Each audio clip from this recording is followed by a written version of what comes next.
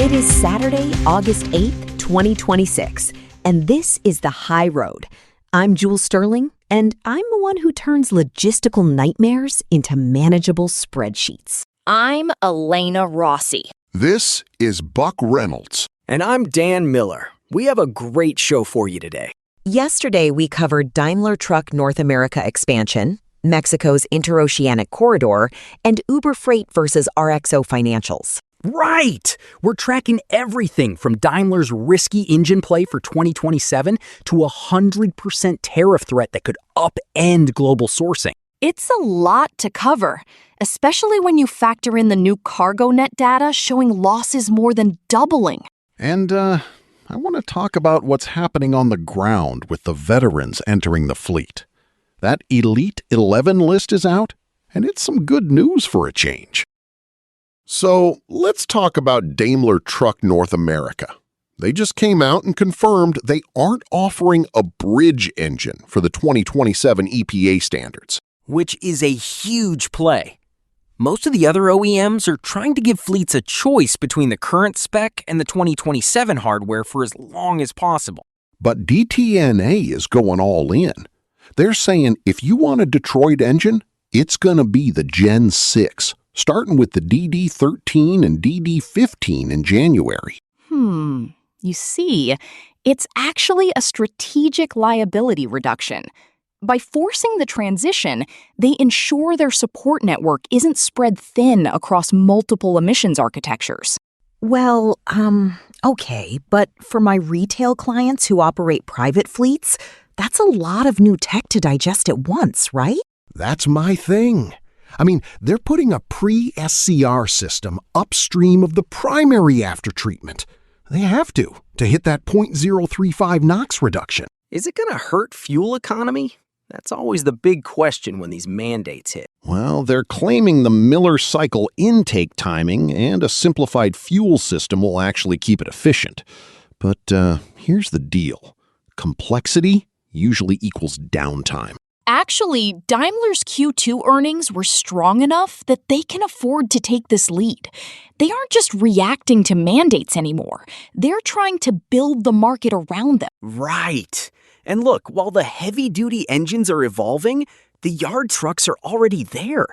Orange EV just hit 600 electric terminal trucks in operation. Sort of makes sense, right? Terminal tractors are the perfect use case because they never leave the yard, and charging is easy to manage. It just feels like we're losing the mechanical soul of the road for the sake of these silicon drivers. But I get the logic for a yard bird. Complacency is the precursor to catastrophe, Buck. If the electric tech works in the yard, it reduces the risk profile of the entire facility. No fuel spills, less noise, fewer moving parts. Speaking of risk, have you guys seen the U.S. Bank Freight Payment Index? National shipment volumes fell again, but spending is up nearly 30% year over year. It's sort of wild, right? We're moving less stuff, but shippers are paying way more for it. It's a structural reset. Capacity is finally exiting the market faster than the demand is dropping. The carriers finally have some pricing power again. I mean, I remember when the spot market was just for the leftovers. Now it's averaging over $3 a mile. Exactly. And contract rates are right behind it at 306. Shippers are caught in a vice right now. Look, the Sonar Truckload Rejection Index hit 14% this week. Carriers are walking away from contracts to chase those high-paying spot loads. Well, that is going to be a tough conversation with my VP of supply chain accounts. How do I explain that their contract isn't really a guarantee anymore? You can't. You just tell them the market is tightening. And then you have the USPS slapping surcharges on everything to cover their own revenue gaps. The post office is just trying to plug the holes in their own hull, but it's the small shippers who are getting squeezed the hardest by those last mile costs. My thing is, the cost of doing business is becoming so high that efficiency is no longer optional. You either have the tech to manage these rates, or you go under. And that brings us to the new era of cargo theft. Verisk CargoNet just released the Q2 numbers. Total losses? $304 million. Wow. I mean, that is just staggering. And theft frequency is actually down? Down 26%. But the value is double. Criminals are being more selective. It's no longer about a smash and grab. It's about digital infiltration. Are you talking about the Uzbek mastermind case in Manhattan? Precisely. This syndicate stole over $4 million in copper and retail goods just by hacking load boards and impersonating brokers. This is exactly what happens when you move everything to the cloud. You give a guy in a basement a way to steal 40,000 pounds of cargo with a few keystrokes. Right? They were leasing trucks and putting fake US DOT numbers on them. They walked right into the logistics centers with perfect paperwork. You see, they utilized phishing scams to get the digital credentials. Once they have the broker's login, the facility assumes the carrier is verified. Look, that is a nightmare for business development. You spend months building trust with a carrier, and then someone just steals their identity and walks off with the load? Actually, I think we're going to see insurance companies requiring multi-factor authentication for every single load tender moving forward. No MFA, no coverage. It's making those human relationships even more critical, though, right? You have to know who is actually behind that wheel. Well, that's why I like the veteran focus we're seeing. We need people on the road who actually understand what accountability means. Did you see the Elite 11 semifinalists for the Transition Trucking Award? 11 veterans, all branches, competing for a brand new Kenworth T680. Oh, I love that story. It's such a great way to highlight the career paths available after the military. 60% of them came through registered apprenticeships. That's the real story. The industry is finally building a real on-ramp for talent. We're short nearly 80,000 drivers, Buck. Look, if we can streamline the CDL process for these vets, it's a massive win for capacity. The DOT's Freedom Haulers campaign is a step in that direction, allowing them to test for a learner's permit in the state where they're stationed instead of their home state is common sense. I've always said a guy who can drive a convoy in a combat zone can handle a reefer unit in Chicago. They just need the paperwork to match the skill. CVSA Brake Safety Week is coming up in a few weeks.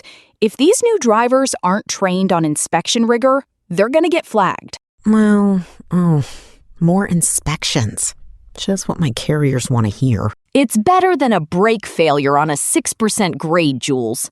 A violation is expensive, but a catastrophe is final. Look, the bottom line is that the workforce is getting younger and more tech-savvy, but we can't lose those safety fundamentals Buck is always talking about. That's why the shift toward transportation financial intelligence is so interesting. It's moving beyond just cost reporting. TFI is about answering why we spent the money, not just what we spent. CFOs are finally treating logistics data as a strategic asset. Right?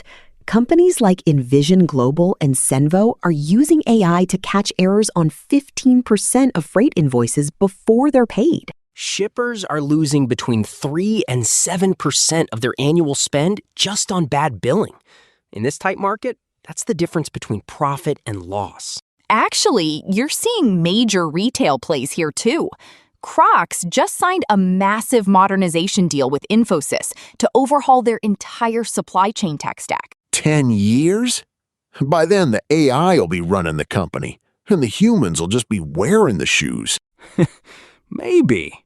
But look at the intelligence layer. If you know your landed cost down to the penny because your freight audit is automated, you win the margin game. It sort of allows for more transparency with the customers too, right? You can explain the surcharges if you have the data to back it up. Before we get to the main story, a quick word from the folks who make this happen. This show is powered by the stack developed by Eric Christensen at Neural Network Media. Strategic logistics requires world-class engineering, and Eric is the architect behind our code. Support the network by visiting our Patreon at patreon.com/neuralnetworkmedia for a free trial and our daily briefing PDF. It's the same intelligence we use to prep for these episodes. All right, let's go deep on the Laredo expansion. Tamaulipas and Laredo just confirmed they're breaking ground on the World Trade Bridge expansion in the back half of 2026. About time. 10 new lanes.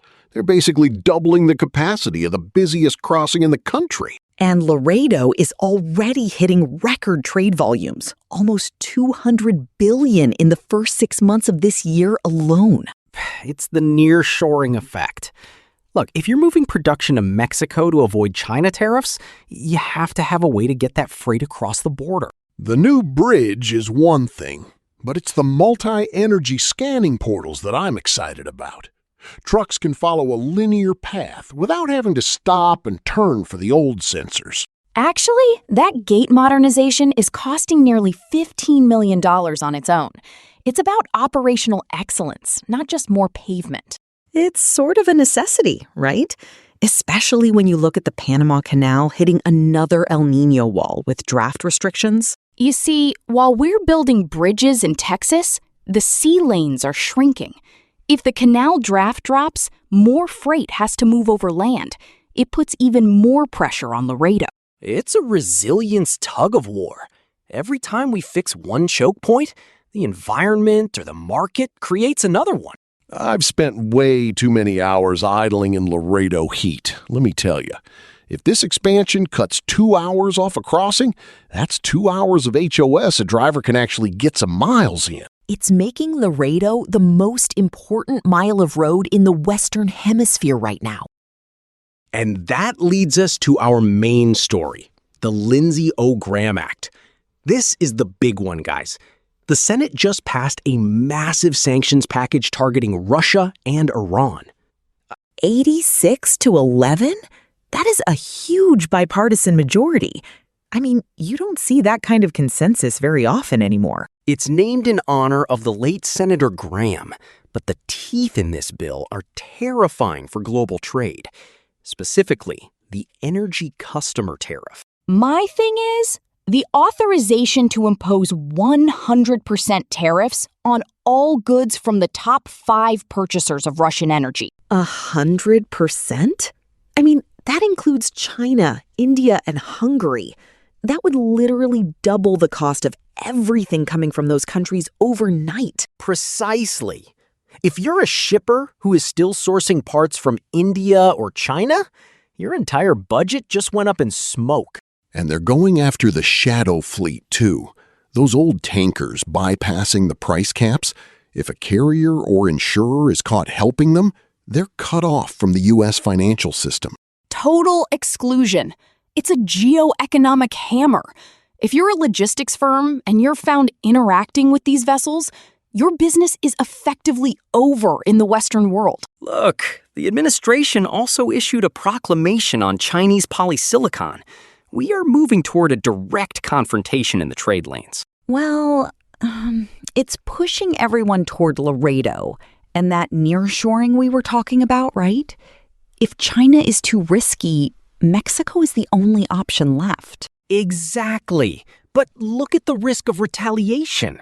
If India or China decides to slap 100% tariffs on U.S. ag exports or tech, our backhaul market disappears. Actually, you see, the compliance cost alone is going to be massive.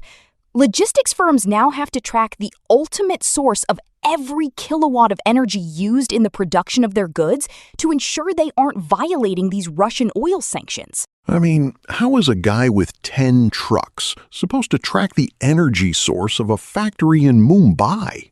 It's impossible. It's not for the drivers, Buck. It's for the intelligence layer.